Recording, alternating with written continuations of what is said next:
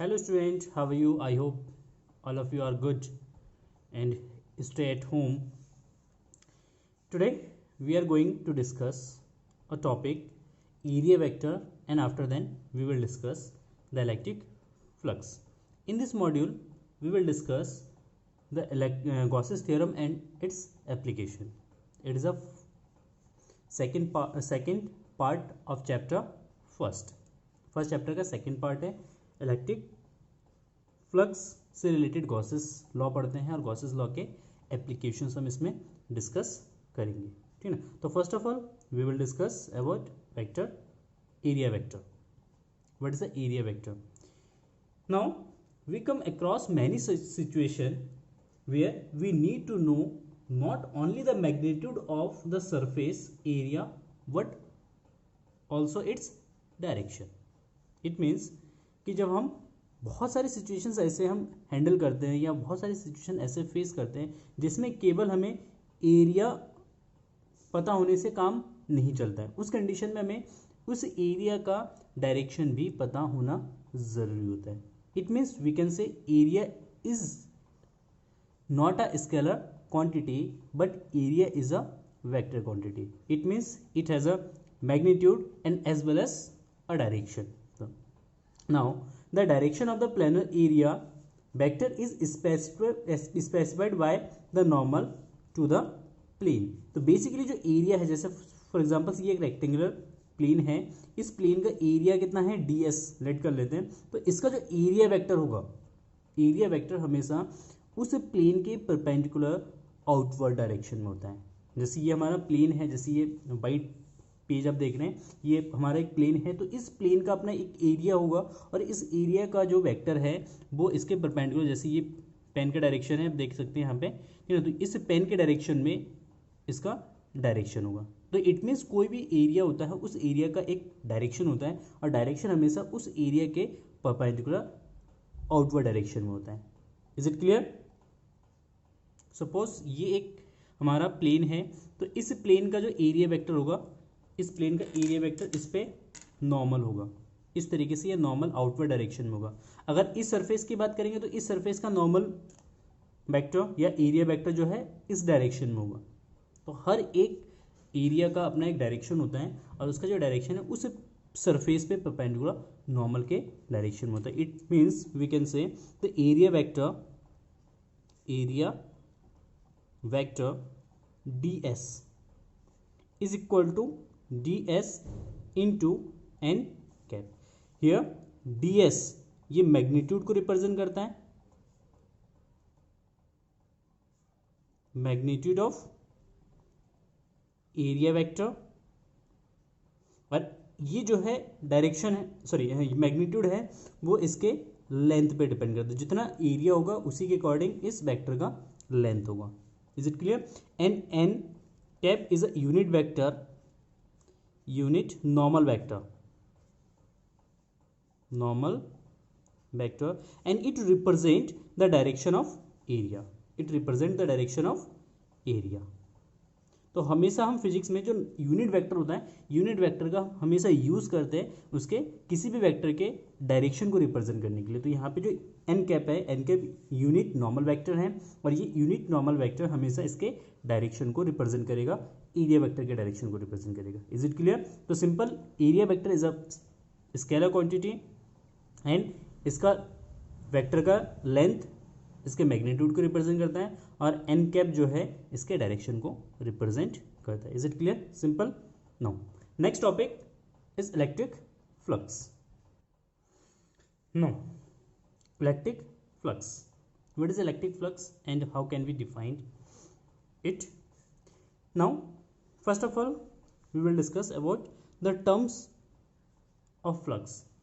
The terms flux means the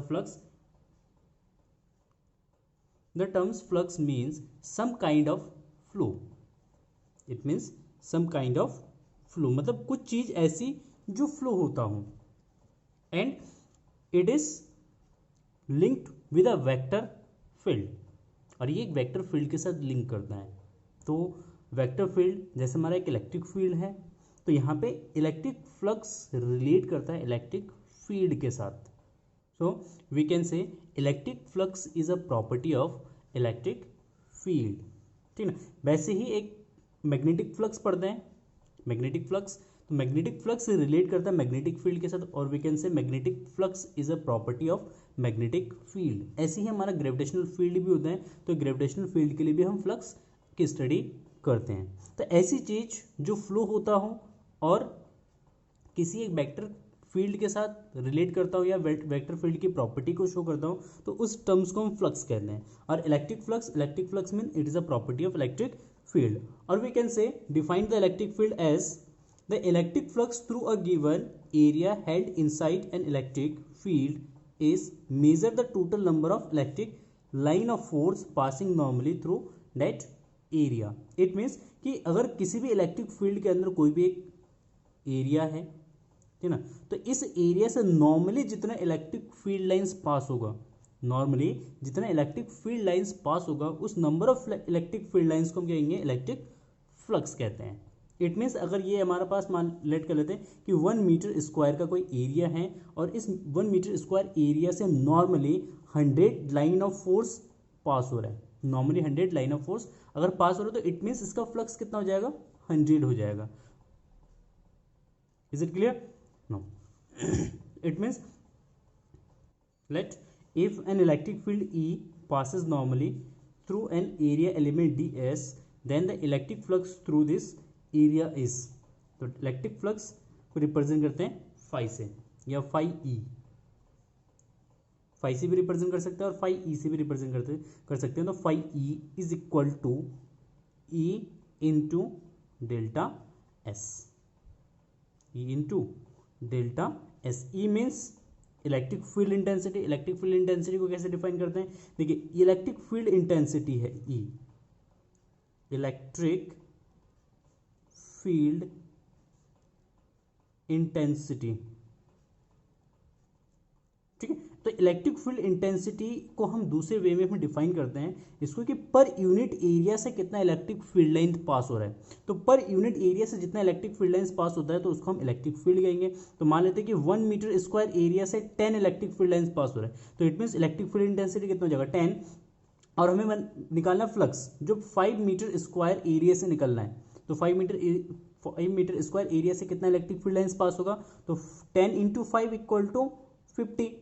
तो it means 10 क्या हो गया हमारा ई और 5 क्या हो गया हमारा एरिया, ठीक है ना। और जो 50 हो गया, ये 50 total electric field lines pass हो रहा है किसी सरफेस से नॉर्मली, तो ये हमारे क्या हो जाएगा 5। तो 5 is equal to E into delta S, that is equal to, तो इसी तरीके से हम इसको डिफाइन करेंगे। If electric field E is passes normally through an area element D S, then the electric flux through this area is phi E is equal to E into delta S. अगर छोटा सा flux है तो उसको delta से हम represent करेंगे।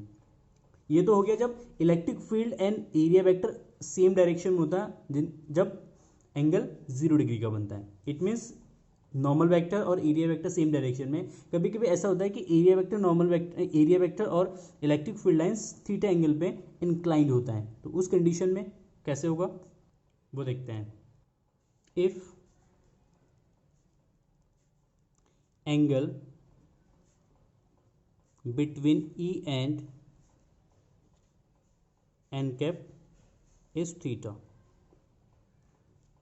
If angle between E and N cap is theta, E और एन के बीच में एंगल कितना है, थीटा डिग्री है, then we can resolve this vector into 2 part. First it is a horizontal component E cos theta and a vertical component E sine theta.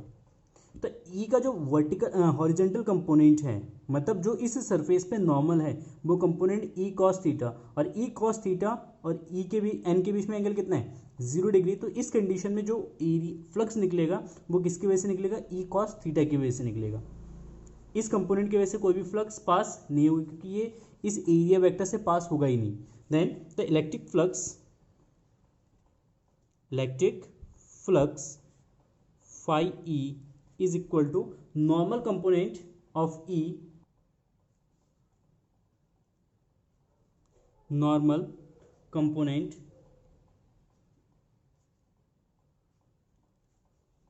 Of E and area, sorry into area vector, या area हम लिख सकते हैं, ठीक है। Normal component of a normal component means कि इस surface पे नॉर्मल कंपोनेंट, इस सरफेस का नॉर्मल कंपोनेंट कौन सा है, E cos theta, then it is equal to E cos theta into delta S. Area कितना इसका लेट कर लेते हैं, डी एस है, तो E cos theta into D S, then we can write E delta S cos theta that is equal to phi E delta phi E. इसको हम vector form में भी लिख सकते हैं, तो delta phi E is equal to E dot delta S, क्योंकि cos theta किस में आता है, डॉट प्रोडक्ट में, तो ये डॉट प्रोडक्ट हो जाएगा। ई भी एक वेक्टर क्वांटिटी है और D S is also vector quantity, then we can write delta phi is equal to E dot D S, ये इसका वेक्टर कंपोनेंट हो जाएगा। अगर यहाँ पे इलेक्ट्रिक फील्ड यूनिफॉर्म है, अगर ये नॉन यूनिफॉर्म इलेक्ट्रिक फील्ड है, तो for a non uniform electric field, for a non uniform electric field, non uniform electric field, for a non uniform electric field, non uniform अगर electric field है, then we can write phi is equal to whole integration of E dot D S. तो उस condition में अगर non uniform electric field है, तो delta S को हम बहुत ही स्मॉल क्वांटिटी में इसको ब्रेक करेंगे, और जो भी एरिया होगा, जैसे फॉर एग्जांपल ये कोई भी एक आर्बिट्री एरिया है, नॉन यूनिफॉर्म इलेक्ट्रिक फील्ड इसमें से पास हो रहा है, तो उस कंडीशन में इस एरिया को हम छोटे छोटे पार्ट्स में क्या करेंगे, डिवाइड करेंगे। जैसे ये S1, ये S2 पार्ट, ये हो गया S3, तो इस तरीके से इसको नंबर ऑफ एन टर्म्स में क्या करेंगे, उसको डिवाइड करेंगे, और अलग अलग फ्लक्स से, अलग अलग एरिया से निकलने वाला फ्लक्स कैलकुलेट करेंगे।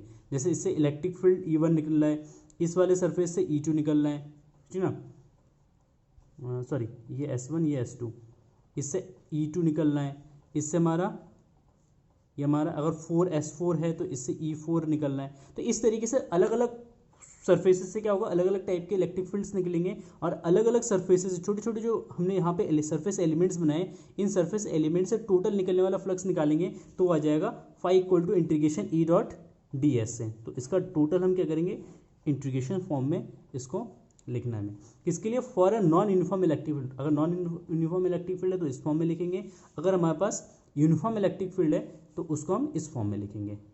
इज इट क्लियर, सिंपल है, ठीक है।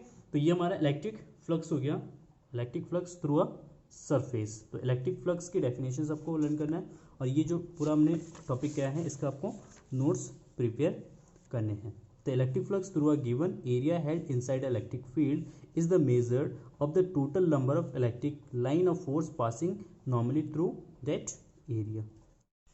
Now, electric flux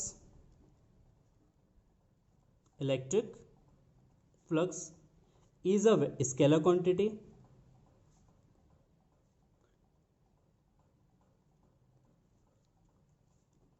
Electric flux is a scalar quantity, and second unit of electric flux is unit, देखिए E का यूनिट होता है न्यूटन पर कूलम, और एरिया का हो जाएगा इनटू मीटर स्क्वायर, देन हम लिखते हैं न्यूटन मीटर स्क्वायर पर कूलम। अगर इसको हम वोल्ट के फॉर्म में लिखते हैं तो उसको लिखेंगे, और अल्टरनेटिव इसका यूनिट हो जाएगा,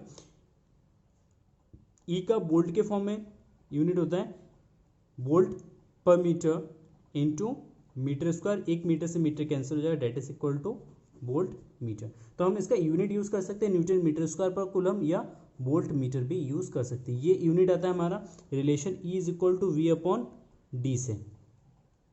it is a relation between electric field and potential difference, या पोटेंशियल ग्रेडियंट हम कह सकते हैं।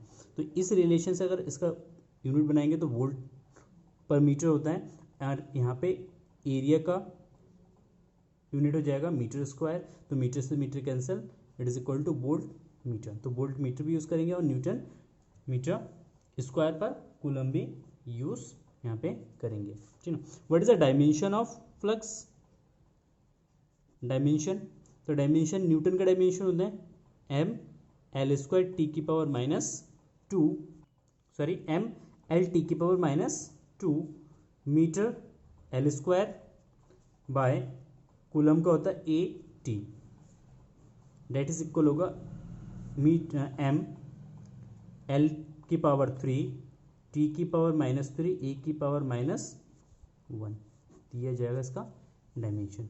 Is it clear? Thank you for watching this video and have a nice day.